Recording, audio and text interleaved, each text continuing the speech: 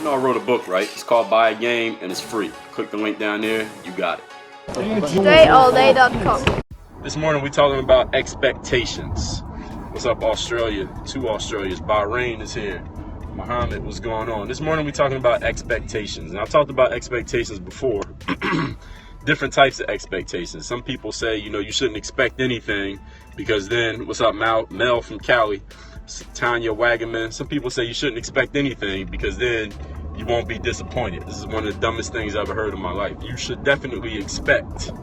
When it comes to your success, when it comes to you achieving, when it comes to you producing and accomplishing and getting what you want in life, you should definitely have expectations. You should have high expectations, because when you have high expectations for yourself, then you're giving yourself no choice but to reach those expectations and to become successful by actively going after those expectations. So whoever told you not to have expectations so you won't be disappointed, that person just was disappointed too many times and they decided to quit.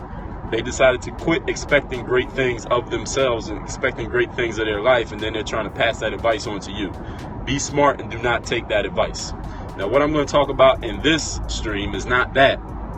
I'm talking about expectations in a different way, because y'all have to understand that I'm going to say things that if you only take what I say, I'm going to say things sometimes in these streams, in different streams, that may seem like they're going against each other. But what you have to understand is that thinking on a higher level, which all of us are capable of, you have to understand that things can be talked about in different ways for different circumstances, and you need to learn how to use what works and what doesn't work in different circumstances of life.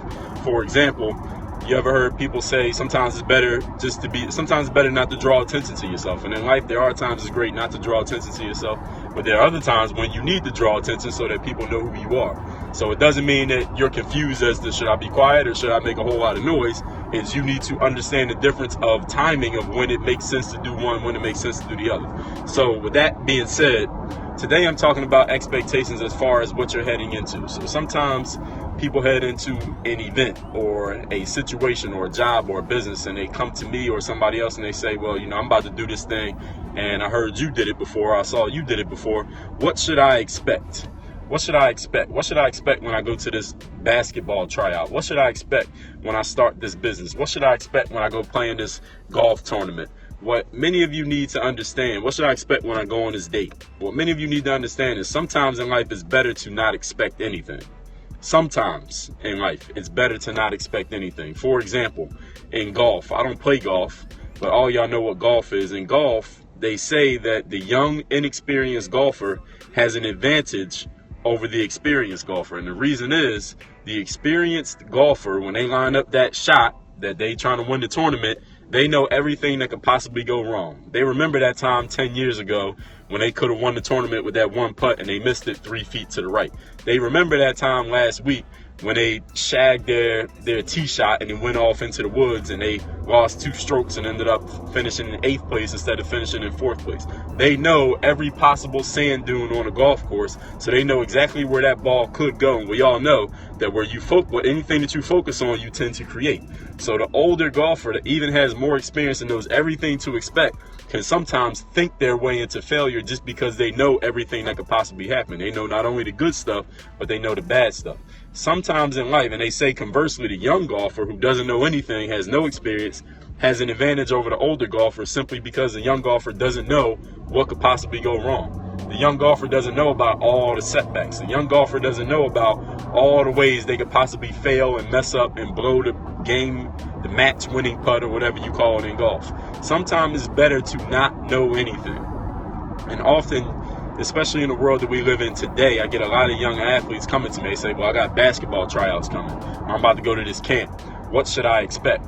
And I always tell them the exact same thing. Like, listen, you're going to a tryout or you're going to a camp, which means you already know how to play the sport. So the sport is not new to you. You're not asking me to explain how to play basketball, right? You already know how to play the game. You already have some game, or at least you think you do. That's the reason why you're showing up. And mind you, what I'm saying right here is not just for athletes. Doesn't matter what you do. If you're heading into starting a business, if you're going to a job interview, if you're going on a date, you're not brand new to these things. You're not brand new to girls or boys. You're not brand new to jobs. You're not brand new to, or at least you're not brand new to the concept of them. You're not brand new to an idea about business. So you have some idea how things work. You don't need to know everything before you start something. Because if you need to know everything before you start something, guess how many things in life you will ever start? 0. Because you'll never know everything. The only way you'll get to know anything, first of all, is by doing it. The only way you'll know everything is by doing it for a very long time at a high level. So what you need to take from this morning is that you don't need to know everything.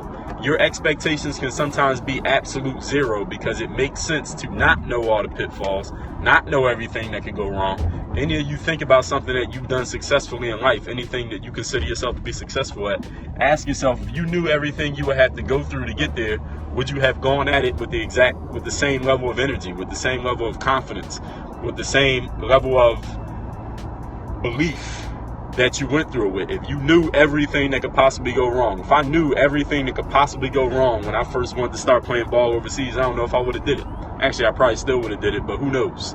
If I would have known, I would have had to go to all these camps and deal with all this time when I didn't have a deal, and then go to the times where I did have a deal, and then go have to play for these teams where we're traveling all over the place taking 9-hour bus rides. If I knew all of that, I might not have wanted to do it. I might not have been as enthusiastic about it if I had known everything to expect. Sometimes it's better to not know anything and let your mind fill in with things that you actually know, not things that you heard secondhand from somebody else.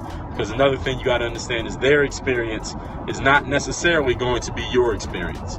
So if you run into somebody who's been where you're about to go, but yet they might have seen things completely different from how you see things, and they might have had a situation that happened that they consider to be negative that you wouldn't even be bothered by, but the way they explain it to you and hand you some expectations, you might be thinking negative about it for no reason, because you decided you wanted to know everything to expect. You want to know everything that's going to happen before you do it. You will never know everything, everybody. Go into some things sometimes in life with an open mind. Just take the information in, take the situation in, take these circumstances in for what it is, nothing more, nothing less, and let your mind fill in with actual facts, actual experiences, not what you think, not what somebody else told you, not what your mind created for you. Everybody, my name is Dre All Day. If you're watching me for the first time here on Periscope, I do these every day. I'm an author, athlete, professional speaker. I'm a coaching consultant. I've written 7 books, 5,000 YouTube videos, 4,000 blog posts, 3 TED Talks, and my 3rd TED Talk is going to be next at the end of next week in Las Vegas. Y'all can find me on Twitter at Dre All Day, Instagram and Snap at Dre Baldwin. If you're watching this on replay, shout out to y'all. Shout out to everybody watching this live right now, 6 a.m. at least Eastern time. Next TED Talk is going to be about, well, the theme for the event is extremes. I'm not going to tell you exactly what I'm going to talk about, but confidence is going to be part of it. My last talk was about confidence in a different way. I'm going to give a little bit different angle on confidence at this next TED Talk, University of Nevada, Las Vegas. Somebody left a comment there. You repost that comment, I'll respond to it. Can I be persistent in not doing something you tell me? Somebody had left a comment just a second ago. I missed that comment. If you repost it, I will address that, and then we'll wrap up on my response to that comment if that person chooses to repost. I'll give you a couple seconds. Again, my Snapchat and my Instagram is at Dre Baldwin. My Twitter is at Dre All Day. My website is dreallday.com. My first book is called Buy a Game. You can read it for free. If you want to read my first book free, go to dreallday.com and put your email address in. You'll get it. They say that plan A and not plan B because it'll distract from plan B. Thoughts? I don't have any thoughts on that. Whoever said it, you should ask them what their thoughts are. You said they say. I don't know who they is, but whoever they are, you go find them. If you want to know what I think about plan A's and plan B's, go to my YouTube channel. I guarantee I got a video talking about it. How do I get rid of bad habits? You tell me some ideas you have. I said a while ago on YouTube, the rest is just as important as... I didn't catch that. Can you repost that question? That'll be the last question I take. Somebody said I said something on YouTube. Y'all gotta understand, when you're doing Periscope, you gotta keep the comments short because they disappear quickly. I got videos on everything. If you go to my YouTube channel and just search the keywords that you're looking for, you will see the videos. So everything we do, we figure shit on our own. Well, if you asking, then you probably already got the idea. You might as well.